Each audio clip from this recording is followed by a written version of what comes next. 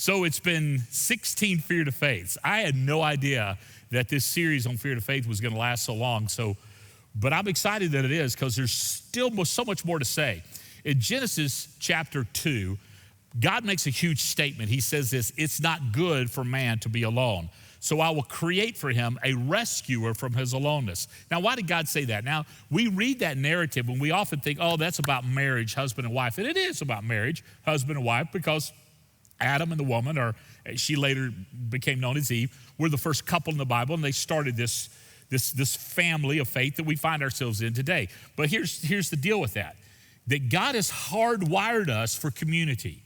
King Frederick of Prussia did a study back when Prussia was even a country, and he wanted to see what language children would speak naturally. If they were not nurtured or cared or spoken to, what language would just bubble up out of them, because he thought that somehow language was innate to children. They would just speak whatever language of their ethnicity. It's pretty ignorant, but anyways, King Frederick of Prussia.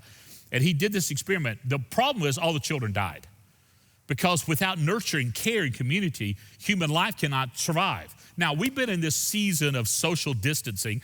By the way, that's an oxymoron. How can you be social and distant at the same time? That's some of our genius wordsmith that comes out from people. And anyway, we've been in this social distancing, self-isolation, hunker down and hold on, that kind of thing.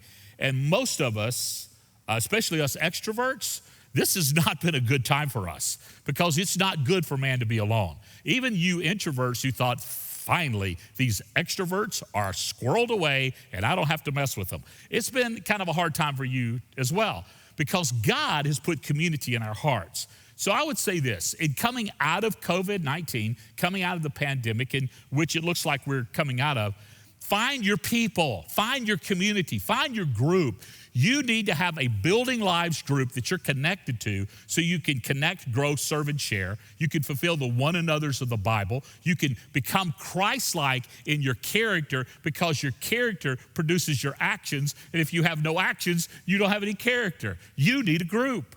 You need a group. So some of you need to step up and go, hey, I'm going to lead a group. Some of you are living in places that are far away from Wimberley, but you could lead a group, and we want to help you. We want to help you get connected, and we want to help you grow to be a leader. Why? Because it's not good for man to be alone. You need some people in your life, people in a biblical community, in a biblical family, in a Building Lives group that encourages you and me to become like Christ. So look for your group, move from fear to faith.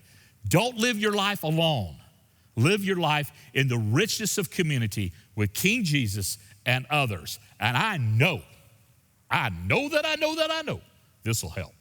So move from fear to faith in community.